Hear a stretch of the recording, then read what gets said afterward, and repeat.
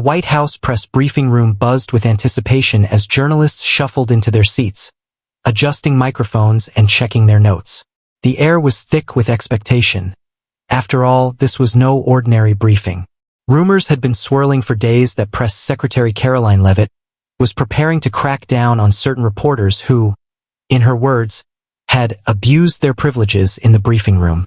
At exactly 2 p.m., the doors at the front of the room swung open, and Karoline Leavitt stepped onto the podium with her signature confidence.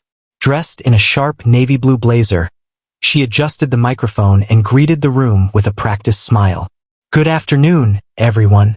As always, I'm happy to take your questions on behalf of President Donald Trump and this administration." The usual hands shot up, and Karoline pointed toward a familiar face. James Carter, a seasoned political correspondent for a conservative network. "Ms. Leavitt, can you comment on President Trump's latest economic policy and the reported impact on small businesses?" Karoline nodded. "Absolutely, James. The president remains committed to his America First agenda, ensuring that small businesses thrive under reduced regulations and tax cuts. The latest economic data shows strong growth in multiple sectors, and we are confident that." Before she could finish, a voice cut through the room. "That's completely misleading." Gasps rippled through the press corps. The interruption had come from Laura Kingsley, a well-known liberal journalist from an anti-Trump media outlet. She had a reputation for being aggressive, and today, it seemed she was ready to push the limits. Karoline's expression remained composed, though her grip on the podium tightened slightly. "Ms. Kingsley," she said, her voice firm, "I will take your question when it is your turn. We follow rules in this room." Laura leaned forward, undeterred. "Are you saying the administration isn't concerned about the mass layoffs that have been reported in several states? How can you stand there and claim the economy is thriving when millions of Americans are struggling?" Murmurs filled the room as the tension escalated. Other journalists exchanged glances, knowing Laura had just crossed a line. Karoline, however, refused to let her rattle her. "As I was saying," she continued, ignoring Laura's outburst, "the economy is showing positive indicators, and this administration will continue to prioritize American workers." But Laura wasn't done. "Ms. Leavitt," she pressed, her voice rising, "is it true that the administration is considering cutting federal aid programs for struggling families? Are you hiding information from the American people?" Karoline inhaled sharply. She had warned Laura before about her constant disruptions, her blatant disregard for professionalism. Enough was enough. "I'm sorry," Karoline said, her voice turning icy, "but if you cannot follow the rules of this briefing room, you will be removed." The press room fell silent. Had she really just threatened to eject a reporter? Even the most hardened journalists sat stunned, waiting to see how Laura would respond. Laura, unfazed, smirked. "So much for freedom of the press, huh?" Karoline took a deep breath. "Security," she said calmly but firmly. "Please escort Ms. Kingsley out." The room erupted. The moment Karoline Leavitt uttered the words, 2 Secret Service agents stationed near the entrance moved swiftly toward Laura Kingsley. The shock in the room was palpable. This wasn't just another heated exchange between the press secretary and a reporter. This was an ejection, something that rarely happened in modern press briefings. Laura's chair scraped against the floor as she stood defiantly. "This is outrageous," she shouted, her voice carrying across the silent room. "You're kicking out a journalist because she asked a tough question? What kind of dictatorship is this?" Karoline remained composed, her hands resting lightly on the podium. "Ms. Kingsley, you have repeatedly violated the rules of this press room. This administration welcomes tough questions, but we do not tolerate disruptions and disrespect." As the Secret Service agents approached, Laura clutched her notepad. "This is an attack on free speech. The American people deserve to know the truth, and you're silencing me because you don't like my questions." A few reporters glanced at one another, unsure how to react. Even those who disagreed with Laura's aggressive approach knew this was uncharted territory. Some scribbled furiously in their notebooks, already drafting headlines. The agents flanked Laura. "Ma'am, please come with us," one of them said, his voice neutral but firm. Laura hesitated for a split second, then snatched her phone from the table and held it up. "The world is watching," she declared as she began recording herself. "Karoline Leavitt, the White House, and Donald Trump are censoring journalists. They don't want you to hear the truth." Karoline remained still, her expression unreadable. "Ms. Kingsley, you are welcome to report the truth, but you will not do so by disrupting this briefing. You were warned. Now, please leave." The agents gently but firmly took Laura by the arms and guided her toward the door. She didn't go quietly. "This is fascism," she bellowed, her voice echoing as she was led out. "Mark my words. This isn't over." The doors slammed shut behind her. For a few long seconds, silence hung in the air. The press corps sat frozen, eyes darting between Karoline and the doors where Laura had disappeared. Then, as if snapping back to reality, a reporter from a left-leaning news outlet hesitantly raised his hand. "Ms. Leavitt," he said carefully, "can you clarify why Ms. Kingsley was removed? Do you acknowledge that this could be seen as suppression of the press?" Karoline met his gaze directly, her tone unwavering. "Absolutely not. The First Amendment guarantees freedom of the press, but it does not give anyone the right to hijack a press briefing. Ms. Kingsley was removed because she refused to follow the rules that every other journalist in this room abides by." Another journalist, this time from a conservative network, spoke up. "Would you say this is part of a pattern where certain media outlets are more concerned with making a spectacle than with actual journalism?" Karoline gave a small, knowing smile. "I'll let the American people decide that for themselves." Reporters scribbled down her words furiously, knowing that within minutes, the story would explode across the news cycle. Social media would be flooded with both outrage and praise, depending on which side of the political aisle people stood on. But Karoline had no regrets. The rules had been made clear, and today she had simply enforced them. Within minutes of Laura Kingsley's dramatic removal from the White House press briefing room, the story exploded across social media. #censorship at the White House began trending on X, formerly Twitter. Liberal journalists, media personalities, and political activists condemned the move, calling it a dangerous attack on press freedom. On the other hand, conservative voices celebrated Karoline Leavitt's decision, hailing her as a no-nonsense enforcer of order in the briefing room. Memes of her standing tall behind the podium with captions like, "Rules matter," and "Leavitt lays down the law," flooded social media. Meanwhile, in the White House West Wing, Karoline sat in her office, scrolling through the online chaos.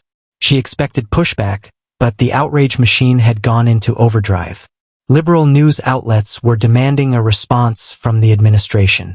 A soft knock at her door pulled her attention away from her phone. Stephen Harrington, the White House communications director, stepped inside, his face set in a serious expression. "Karoline, we have a situation," he said, shutting the door behind him. Karoline leaned back in her chair. "I assume you're talking about Kingsley." Stephen nodded. "She's making her media rounds.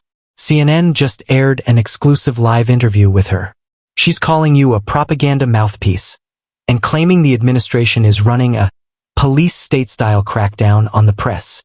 Karoline sighed, shaking her head. "That woman came in looking for a fight. She ignored the rules, interrupted multiple times, and left me no choice." Stephen pulled out his tablet and played the CNN clip. Laura sat across from the anchor, looking righteously indignant.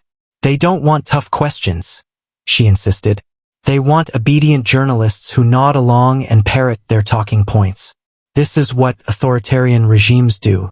If we don't fight back now, journalism as we know it will die." The anchor nodded sympathetically. "So you believe this was an attack on democracy?" "Without a doubt," Laura responded dramatically. "I was escorted out like a criminal for doing my job." Karoline rolled her eyes. "Oh, give me a break. She was escorted out because she broke protocol, not because she asked a tough question." Stephen put his tablet down. "I know that. The press corps knows that.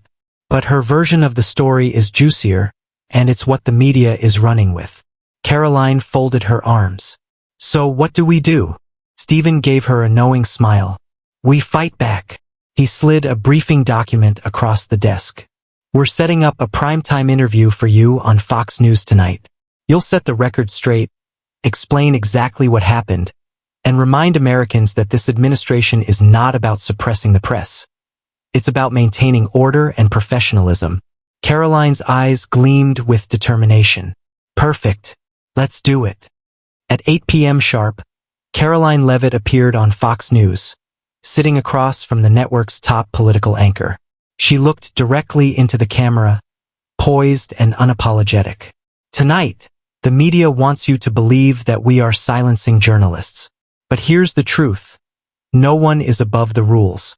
No journalist has the right to hijack a press briefing and turn it into a personal soapbox." Laura Kingsley was removed because she refused to follow the rules that every other journalist in that room respected. The anchor nodded. "So you stand by your decision?" "Absolutely," Karoline said firmly. "The White House will always take tough questions. What we won't tolerate is disruption and disrespect." The interview was a success, energizing Trump supporters and shifting the narrative in conservative media circles. Clips of Karoline's strong defense went viral, countering the flood of outrage from left-wing outlets. But just as Karoline thought the firestorm was dying down, her phone buzzed with an urgent message. It was from an unknown number. The text read, "This isn't over, Karoline. You messed with the wrong journalist." She stared at the screen. Was it just an angry liberal? Or was this something more serious? Karoline Leavitt's heart pounded as she stared at the mysterious text on her phone. "This isn't over, Karoline. You messed with the wrong journalist." Was it just an empty threat from an enraged activist? Or was someone actually planning something? She took a deep breath, regaining her composure. She had been in politics long enough to know that hatred and threats came with the job. Still, something about this message unsettled her. She forwarded the text to the White House security team with a brief note. "Received this after the Fox News interview. Please investigate." Within minutes, her phone buzzed again. This time it was Agent Ryan Calloway, the head of her security detail. "We're looking into it, ma'am. But I strongly recommend you don't take this lightly. We'll increase surveillance and have agents monitor any potential threats." Karoline sighed but nodded to herself. "Fine. But I'm not letting this distract me." Still, she couldn't shake the feeling that something bigger was coming. The media frenzy intensifies. The following morning, Karoline walked into the White House with her usual confidence. But the atmosphere in the West Wing was tense. Stephen Harrington, the White House communications director, met her at the entrance, holding his tablet up. "We have a problem. New reports suggest that the Trump administration is actively targeting and blacklisting journalists who challenge their narratives." Sources close to the matter claim that Laura Kingsley's removal was just the beginning of a broader effort to silence dissent in the press room. Karoline exhaled sharply. "Unbelievable. They're trying to turn me into a villain for enforcing basic rules." Stephen nodded grimly. "And it gets worse. Kingsley is doing a sit-down interview with MSNBC tonight, claiming she has evidence that your decision was part of a larger Trump administration media crackdown." Karoline smirked. "Evidence? What kind of evidence?" "The press briefing rules that she ignored." Stephen shook his head. "We don't know yet, but I wouldn't put it past her to twist reality into some wild conspiracy theory." Karoline squared her shoulders. "Fine, let her talk. We'll counter it with the truth." The Laura Kingsley interview, a bombshell claim. That night, millions of Americans tuned in to MSNBC as Laura Kingsley sat across from one of the network's top anchors. Dressed in a dark blazer, she looked somber, as if she were a whistleblower exposing a scandal of historic proportions. "Ms. Kingsley," the anchor began, "you claim that what happened to you in the White House press room wasn't just about breaking rules. You say it was something bigger, an organized effort to silence dissent. Can you explain?" Laura nodded, leaning forward dramatically. "Absolutely. What I have here," she said, pulling out a folder, "is proof that the Trump administration has been keeping a list of journalists who are deemed hostile to their messaging. This list determines who gets to ask questions in the briefing room and who gets ignored or even removed." The anchor's eyebrows raised. Are you saying there's a blacklist? That's exactly what I'm saying, Laura said, opening the folder. These internal White House documents show names of reporters, including myself, who were flagged as disruptive. This isn't about rules. This is about censorship at the highest level of government. The anchor nodded seriously. And where did you obtain these documents? I have my sources, Laura said, smirking. The camera zoomed in on the papers as she lifted them. Though some details were blurred, one name stood out at the top of the list. Kingsley, Laura, high risk. The network immediately blasted the story across its platforms. Police car light breaking. MSNBC exposes White House blacklist of journalists. Police car light. The reaction was instantaneous. Liberal media erupted in outrage, demanding an investigation. Some Democratic lawmakers even called for Karoline to resign, claiming she had engaged in unconstitutional censorship. Karoline, watching from the White House, felt her jaw tighten. This is a complete fabrication, she muttered. Her phone rang. It was President Trump. Karoline, his voice boomed. We need to hit back. Hard. This is a full-on smear campaign. Karoline nodded. Agreed. Let's expose this for what it really is, a coordinated hit job. But even as she spoke, she couldn't shake the feeling that someone inside the White House had leaked those documents. And if that was true, then this battle was far from over. The morning after Laura Kingsley's explosive MSNBC interview, the White House was in crisis mode. Every major news outlet, CNN, the New York Times, the Washington Post, was running with the same headline. Police car light White House press secretary accused of censorship and blacklisting journalists. Police car light. Karoline Leavitt strode into the West Wing, her jaw clenched. The press was smearing her, twisting reality, and she knew she had to act fast. Stephen Harrington, the communications director, was already waiting in her office. His tablet screen glowed with reports, showing the media's relentless assault. They're calling for your resignation, he said. Some Democrats are even demanding a formal investigation. Karoline exhaled sharply. That so-called blacklist is fake, she snapped. We need to prove it. Stephen nodded. Already on it. But we have another problem. He turned the tablet around, revealing a shocking discovery. Police car light leaked emails suggest White House insiders provided documents to Kingsley police car light. Karoline's blood ran cold. Are you telling me? Someone in this building gave her those papers? Stephen nodded grimly. We believe so, but we don't know who. Yet, the investigation begins. Within hours, White House cybersecurity teams were combing through digital records. The blacklist document Laura Kingsley had waved on live TV had never existed in official White House files. But the real shock came when forensic experts analyzed the document's metadata. It was doctored, the lead investigator told Karoline and Stephen in a hushed emergency briefing. Whoever leaked this took an internal White House document, one that simply listed reporters with their past briefing behavior, and edited it to look sinister. Karoline's eyes narrowed. Who had access? The investigator hesitated. A few senior staff members. We're tracking login records now, but we have a prime suspect. Stephen leaned forward. Who? The investigator tapped his tablet and turned it toward them. The screen displayed an internal White House staff profile. Name, Jonathan Reeves. Position, Deputy Communications Director. Security log. Accessed internal press documents 3 days before Kingsley's MSNBC interview. Karoline's stomach twisted. Jonathan Reeves was a known left-leaning staffer, a holdover from the previous administration. Stephen cursed under his breath. That traitor. Karoline stood up abruptly. Get the legal team. Now, we're taking this public. Within hours, the White House released an official statement. Police car light White House discovers documents used in MSM smear campaign. Police car light.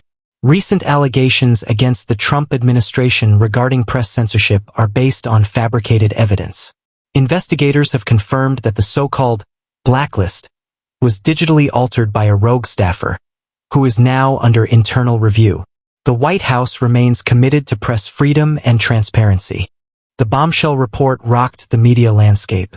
Conservative outlets immediately pounced, blasting Kingsley and left-wing networks for their reckless reporting. Even some neutral journalists were forced to walk back their outrage, acknowledging the deception. The aftermath. By the next press briefing, the atmosphere in the room was tense. Karoline Leavitt stepped up to the podium, meeting the eyes of every reporter in front of her. "The American people deserve honest journalism," she began, her voice calm but firm. "But what happened this week was a disgrace. A journalist, hungry for headlines, used a forged document to push a false narrative against this administration." Some reporters shifted uncomfortably. Karoline continued, "And yet, where are the retractions? Where are the corrections? This isn't about press freedom. This is about accountability." A few conservative journalists nodded in agreement. The liberal ones, however, refused to meet her gaze. Then Karoline delivered the final blow. "The staffer responsible for leaking and altering these documents has been terminated. And as for Laura Kingsley," she smirked slightly, "well, I suggest she look up the definition of defamation laws." A ripple went through the press corps. Was Karoline hinting at a lawsuit? Only time would tell. Epilogue: the fallout. The next morning, Laura Kingsley was noticeably absent from her usual media appearances. Rumors swirled that her network was considering cutting ties with her after the exposure of her lies. Jonathan Reeves, the rogue staffer, had been escorted out of the White House under heavy security, his career in ruins. And as for Karoline Leavitt, she had just solidified her reputation as one of the toughest press secretaries in modern political history. She had won. But she knew this wasn't the last battle. Not by a long shot.